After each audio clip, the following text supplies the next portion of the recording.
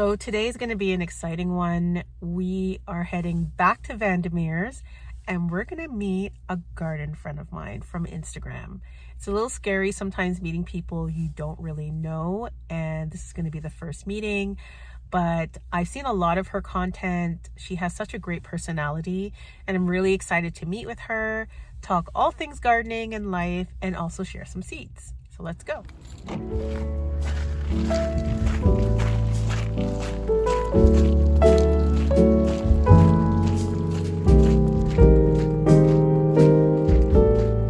Back at it again.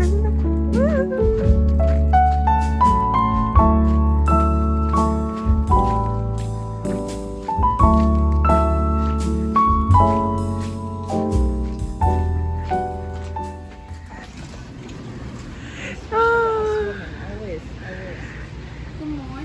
Morning. This is my favorite coffee shop in the garden center. Really? Yeah. Every time I came, rush, get out. Because either I came with the kids, Sorry. or I was alone. And like, okay, when am I gonna come and try coffee? Yeah. You know what? When they're outside in the summer, it's so good. Okay, go ahead. You can order first. Everything. Yeah, everything's good. I'm gonna get a drink and probably a snack, just a bite, but they have a pretty decent menu. I'm probably just gonna get a latte. Yeah, what's that? What's the coffee of the day? It's a medium roast Mexican coffee. Oh, it's Mexican? But I can also do an Americano, which is like an espresso base with hot water. Give me a best coffee. So for me, this year my focus is, it's always been, but this year a little bit more varieties that I haven't grown. My focus is on things that has dual purpose, like flowers that also has purpose of herbs. And my other obsession is that to grow a herb garden. So because this past season, I witnessed the the powerfulness of herb. So last season I grew like rosemary, 2 different kinds of thymes, 2 different kinds of mint, 3-4 different kinds of basils, also lots of chamomile, lemon balm. So I start dehydrating them, right? Like under the sun, drying them. And I saved a lot of it, most of it from calendula. I made like. I remember, yeah, you made a lot of tinctures and stuff. Yeah.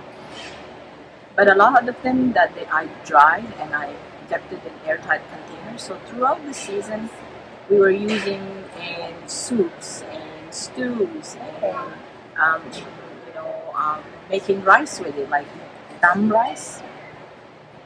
So eating throughout the season, knock on wood, until today, none of us got sick. Really? Not my children, not my husband, not me. My husband, previous years, always, just starting of the cold season, he would always have the flu symptoms. First, he was the first to get the flu. Either and it would advance to sore throat and oh my God, then chest congestion. And this year, no. So the other thing with nasturtium, so lots of nasturtium leaves, the young ones, I made into pestos. So I never thought to do pesto. I'm making pasta with the sauce of, and that has a lot of antibacterial properties that helps, right? So once a week, at least I make that.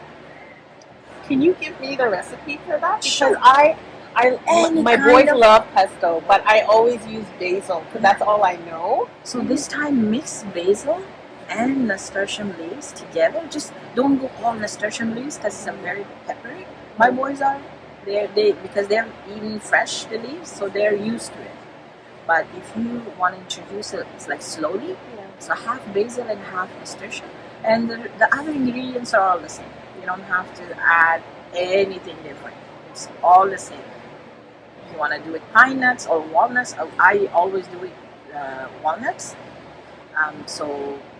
And then same cheese and same olive oil and Yeah. all the rest is the same. Yeah. And lemon and lemon juice, right? Yeah.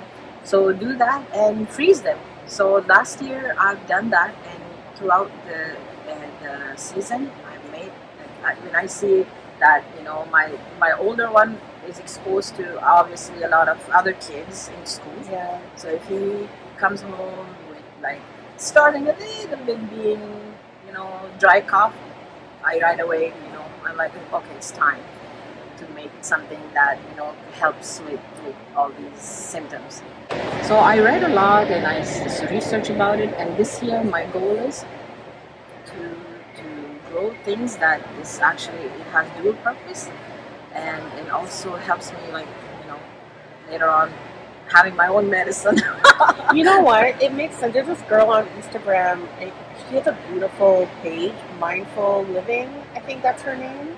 She's usually the one that has like all these different bottles in her kitchen, and she always has all these things spread out. Like, check her page.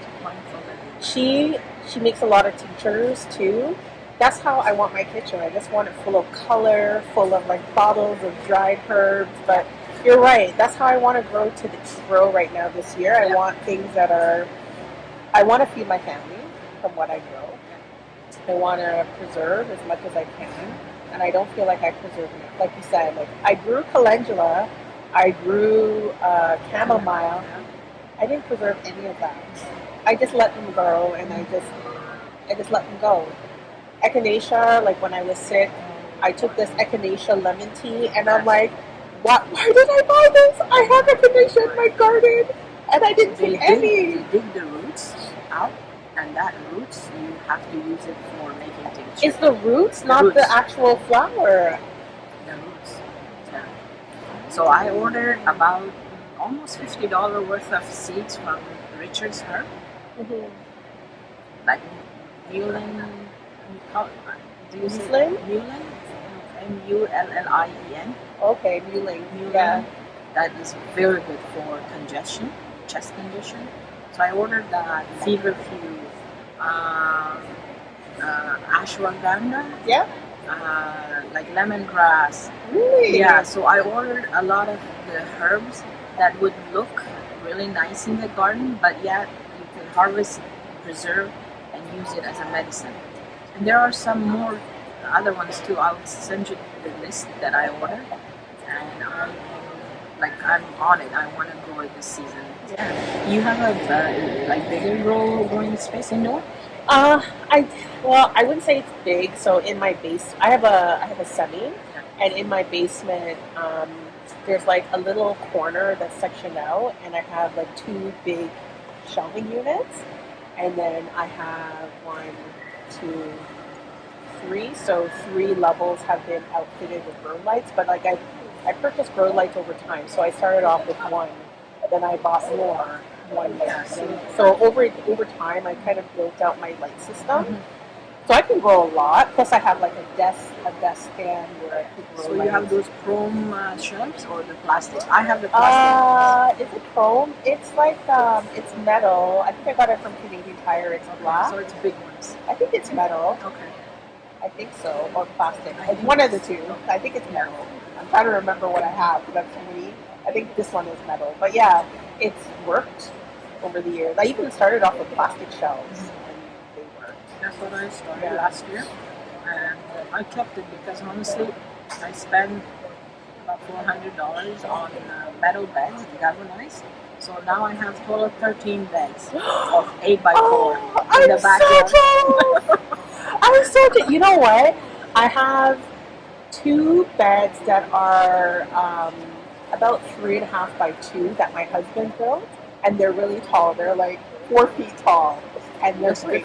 Yeah, that's amazing. They're my favorite beds because they're in full sun. Yeah. My backyard gets like bright sun, and then I have one of the what's it called? Grow veg or Vigo, one of the Vigo beds. And I have that along the side of my neighbor against the fence. And then I built another cedar one, which I hate. And so I'm going to dismantle that one this year. And I think I'm going to put another bed, a different like metal bed. I like the metal bed, but taller. And I'm tempted just to rip up the grass in part of the middle, which gets full sun, and just tuck in 2 to 3 more beds in there.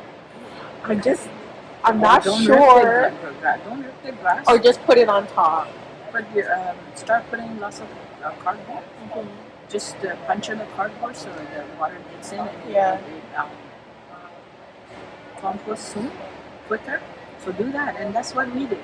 I'm tempted. I've been avoiding it because my husband loves grass, but we don't have a big backyard, and eventually he gave up on me and said the backyard is yours. Like, I don't care. Like, do whatever you want. You know, it's much easier once the grass is gone. This past fall, I ordered wood chips because the gardener who is in Bowmanville I was talking about, he said if you lay wood chips and then come spring, I will introduce you to spores of mushroom that you can, the wine cut mushroom that you can just, spread around.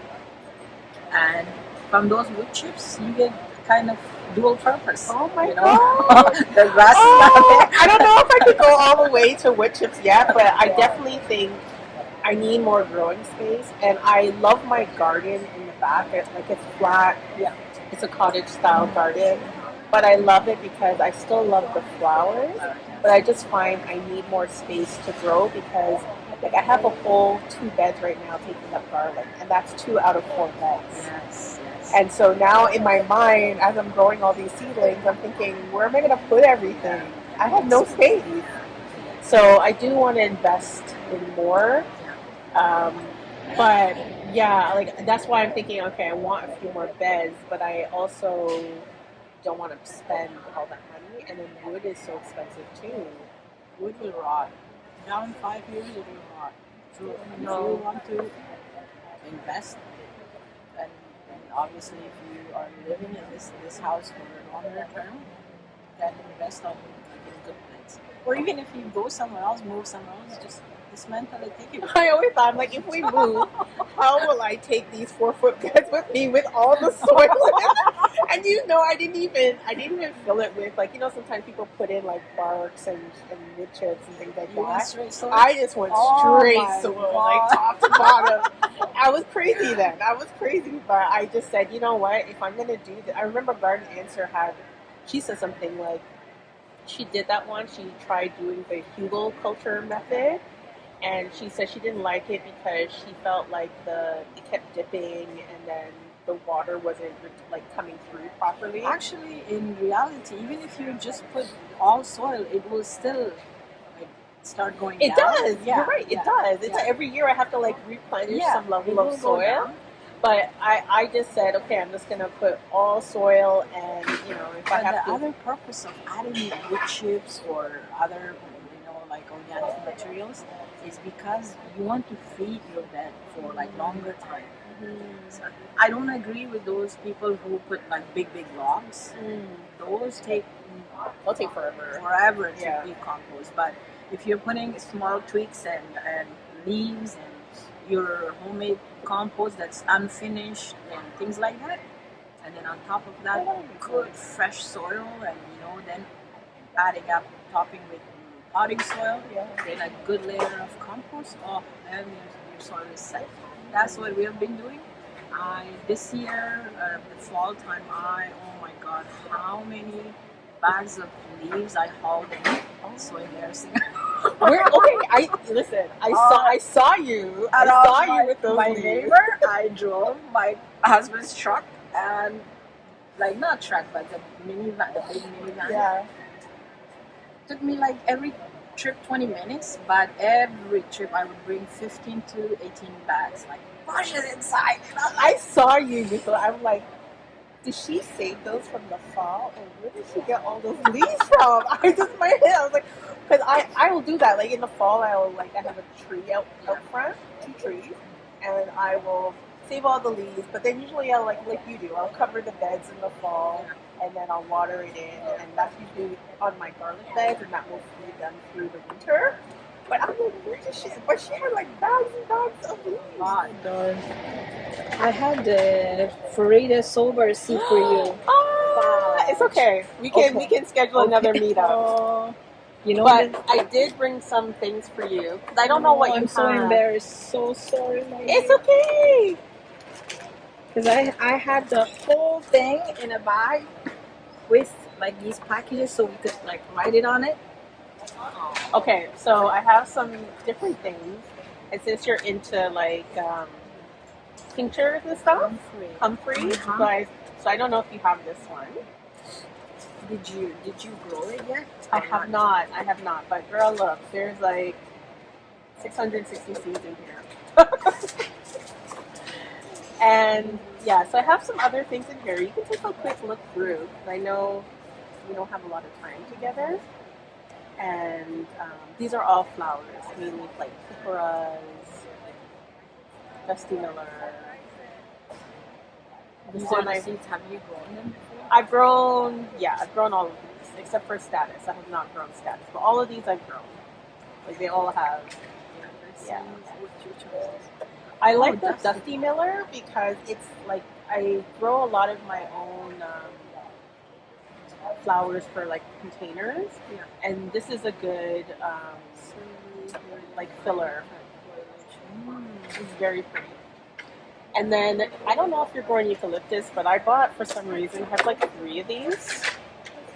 You're more than happy to take one because I don't need 2 extra. I actually bought this. You bought it? I wouldn't buy it, and then we could share it. But look at the prices. Listen. Okay, so I looked at the price. Look at this. This was 23. It was $6.49. 24, $6.79, $6.99. Like, what the? Did you buy all the same silver dollars? Yes, it's the same. They have like 2 different ones too. I didn't know. I saw yours because you showed me. Yeah. I didn't know the other one that you had, the I spiral bought the lemon one. bush. This the silver dollar. The third one was like a heart shape, but that does not have any herbal properties. These 2 other one has, because my thing is to plant the dual thing, right? So these ones, once you harvest them, dry them, and again, you know, if your son, yourself, anybody in the household, they're like very, very stuffy that they can't breathe, and so put it in the boiling water, have the towel over your head, and let them breathe in. So it's so good in that. Like instead of Vicks and stuff, if we do this, oh my God, very good for kids and for ourselves. And also you can hang them, the bunch of it in your bathroom. You know, when you take That's what I showers. did last year. I hung stems in my bathroom. Did it grow pretty good in, Oh, in your area? Like, no problem. Big bush or just because I'm doing it for the first time. I would say it was a big bush, but I didn't really care for it. I didn't care for it that much. But I did have like very long stems and like 3 or 4 very long stems, and I kept cutting throughout the whole season, and then it kept growing the back. more you cut, the more it Yes, will it branch does. out and come back. But like, so I this is a constant for me. But then these ones are they finally brought in like this northern wildflower. You said something about peppers. I said something about peppers? Yeah, earlier. So I have these peppers too. Ooh,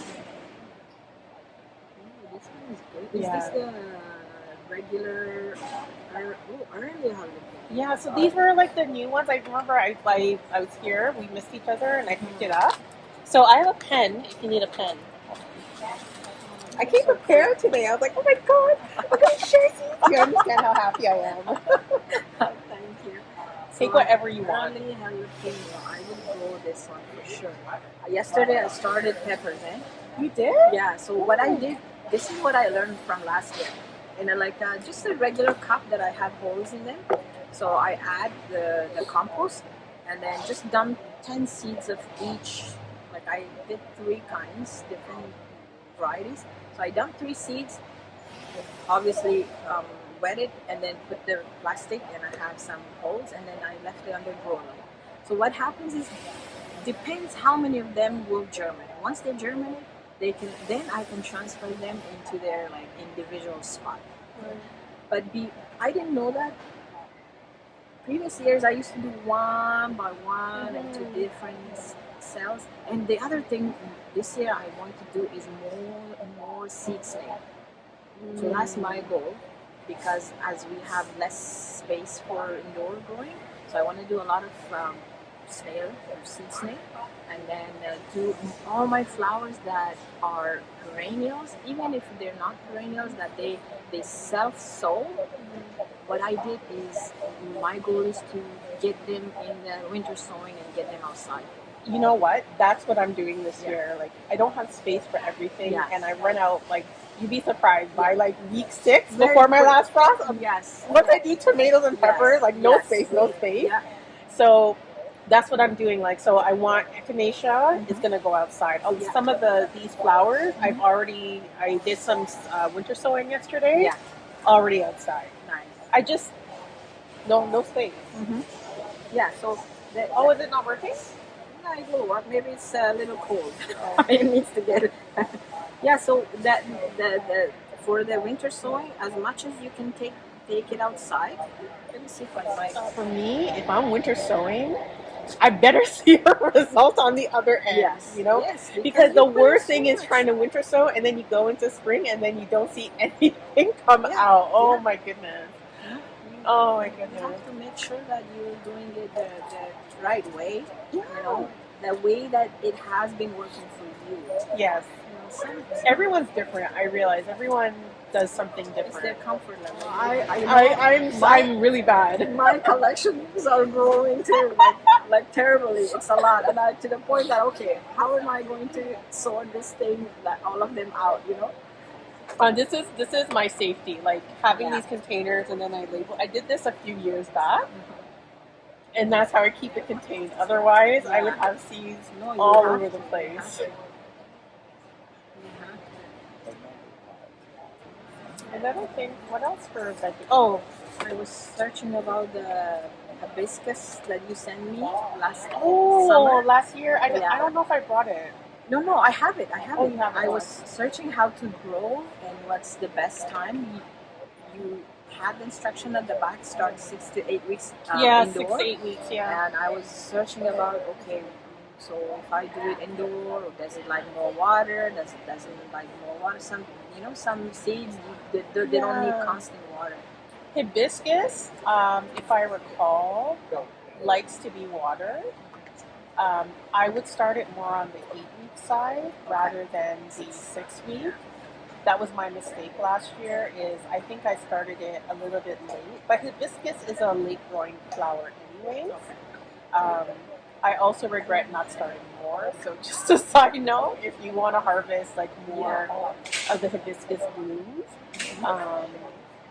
But yeah, the one thing I would say is keep it watered.